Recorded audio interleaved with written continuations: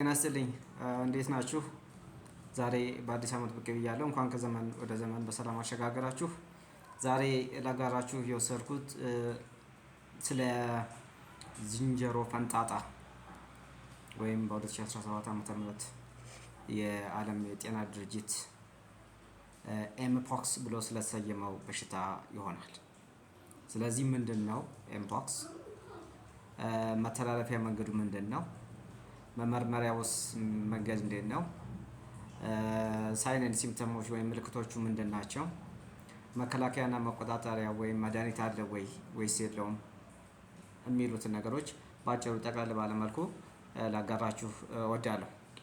እንግዲህ ኢምፖክስ ወይም የዝንጀሮ ፈንጣጣ ሂስቶሪካሊ ስንመለከተው በብዙ ቦታዎች ተከስቷል። ነገር ግን ኦሪጂኔት ያደረገበት ተብሎ በሊትሬቸሮች የተጠቀሰው በምዕራብ አፍሪካ እና በመካከለኛ አፍሪካ አካባቢ እንደሆነ ይጠቀሳል። ስለዚህ ለመጀመሪያ ጊዜ በ1958 ዓ.ም የዳኒሽ ቫይሮሎጂስት ከዝንጀሮ ወደ ዝንጀሮ የሚተላለፈውን ይህ ቫይረስ አይሶሌት በማድረግ ለመጀመሪያ ጊዜ መንኪፖክስ ቫይረስ ብሎ ሰየመው። ከዛን ጊዜ ጀምሮ መንኪፖክስ እየተባለ ይጠራል። ስለዚህ ምንድነው በሽታው? ባጭሩ ከእንስሳት ወደ ሰው የሚተላለፍ ነው። ዙኖቲክ ዲዚዝ ይባላል። ስለዚህ እሱ ብቻ አይደለም፣ ከእንስሳት ወደ ሰው ይተላለፋል፣ ከእንስሳት ወደ እንስሳት ይተላለፋል፣ እንዲሁም ከሰው ወደ ሰው ይተላለፋል ማለት ነው። ስለዚህ በአጠቃላይ ሰውንም እንስሳንም የሚያጠቃ በሽታ ነው ማለት ነው። ስለዚህ መተላለፊያ መንገዶቹ ምንድን ናቸው? እንዴት ነው የሚተላለፈው ብለን በምንወስድበት ጊዜ አንደኛ ከበሽታው ካለበት እንስሳ ወይም ሰው የሚወጡ ፈሳሾች ማንኛውም ሊሆን ይችላል፣ ሳላቫ ሊሆን ይችላል፣ ሴክሬሽን ሊሆን ይችላል። ማንኛውንም ፈሳሾች ከአፍንጫ የሚወጡ ነገሮችን እነሱ ሁሉ በመነካካት ወይም ኮንታክት በማድረግ ሊሆን ይችላል። ከቆዳ ለቆዳ ንክኪ በማድረግ ሊሆን ይችላል። ወይም ያ ሰው የለበሰውን መልሶ በመልበስ ሊሆን ይችላል። ኮንታሚኔትድ የሆኑ እቃዎችን ማለት ነው። እነዚህ ሁሉ ማስተላለፊያ መንገዶች ናቸው ማለት ነው። ስለዚህ አንድ ጊዜ ቫይረሱ ወደ ሰው ከገባ በኋላ ምን አይነት ምልክት ያሳያል፣ እንዴት ሊታወቅ ይችላል የሚሉት ነገሮች ደግሞ መመልከት ጠቃሚ ነው። የመጀመሪያው ኢንኩቤሽን ፔሪድ የሚባለው ቫይረሱ ገብቶ ኢንኩቤት ወይም የሚፈለፈልበት ወይም ዲቨሎፕ የሚያደርግበት ስቴጅ ነው። ከ1 ሳምንት እስከ 3 ሳምንት ይፈጃል። ከዛ በኋላ ደግሞ ፓይሮጀኒክ ስቴጅ ይተላለፋል ማለት ነው። ያ ማለት ምንድነው? ትኩሳት ዲቨሎፕ የማድረግ ነገር ይመጣል ማለት ነው። ትኩሳት እያየለ ይመጣል።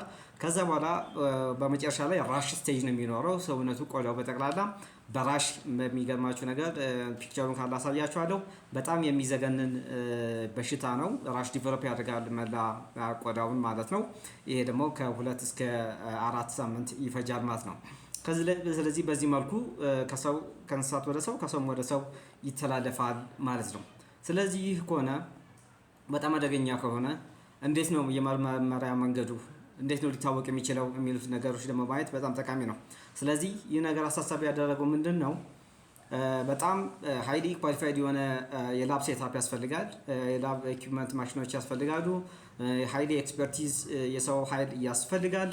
ስለዚህ እንደዚህ ተሟልተው ቫይሮሎጂስቱ ወይም ማይክሮባዮሎጂስቱ ሊሆን ይችላል ወይም ላብ ቴክኖሎጂስቱ በተለያዩ የምርመራ መንገዶች ኮንፈርም ያደርግልናል ማለት ነው፣ በሽታው መኖርና አለመኖሩን ማለት ነው። ስለዚህ የሚጠቀሙበት መንገድ ምንድን ነው? ዳያግኖስቲክ ሜቶዶች ምንድን ናቸው የሚሉትን ለመመልከት ያለ አንደኛው ኢሚኖሂስቶኬሚስትሪ በመጠቀም ያረጋግጡልናል። ሁለተኛ ቫይራል ካልቸር ወይም አይሶሌሽን በመስራት ያረጋግጡልናል። ሶስተኛ ኤሌክትሮን ማይክሮስኮፒ በመጠቀም ይህ ምንድን ነው? ሞለኪውላር ሌቭል ዲያግኖሲስ ስለሆነ ኤሌክትሮን ማይክሮስኮፒ በመጠቀም ነው ኮንፈርም ሊያደርጉልን የሚችለው። ሌላው ፖሊመሬዝ ቼን ሪአክሽን የሚባለው ወይም ሪል ታይም ፒሲአር የሚባሉትን ነገር ምርመራ በመስራት ያረጋግጡልናል።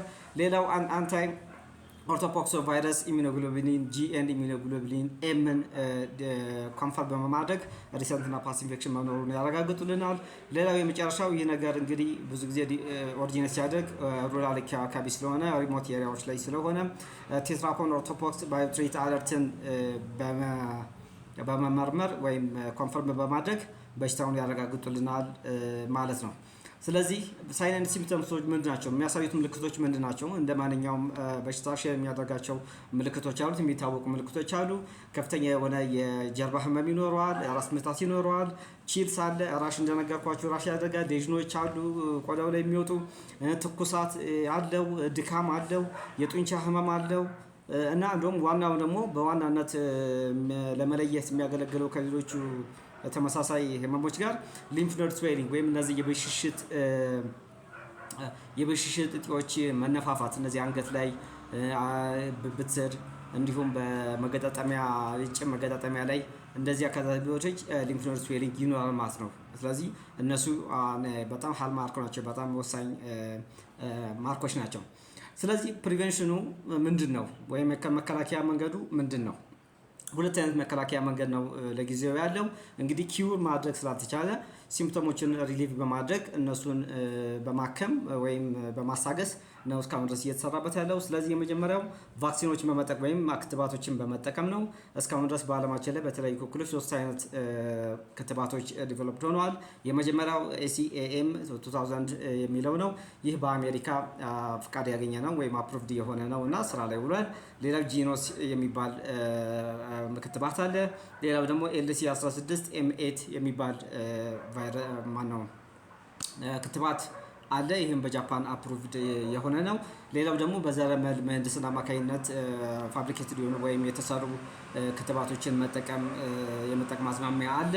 ሁለተኛው የመከላከያ መንገድ ደግሞ አንቲቫይራል ድረጎችን ጸረ ቫይረስ መድኃኒቶችን የመጠቀም ሁኔታ ነው ማለት ነው። እነዚህ እስካሁን ድረስ ዲቨሎፕ የሆኑት 4 ናቸው።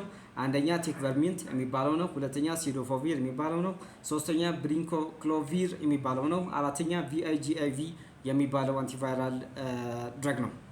ስለዚህ እነዚህ ሁሉ በመጠቀም መከላከል ይቻላል ማለት ነው። ስለዚህ ጠቅላላ አድርጌ ለመቋጨት ያህል እስካሁን ድረስ ኮንፊርም የሆኑ ኬዞች ከ34,000 በላይ ናቸው። ወደ 68 የሚሆኑ ሰዎች ህይወትን ቀጥፏል።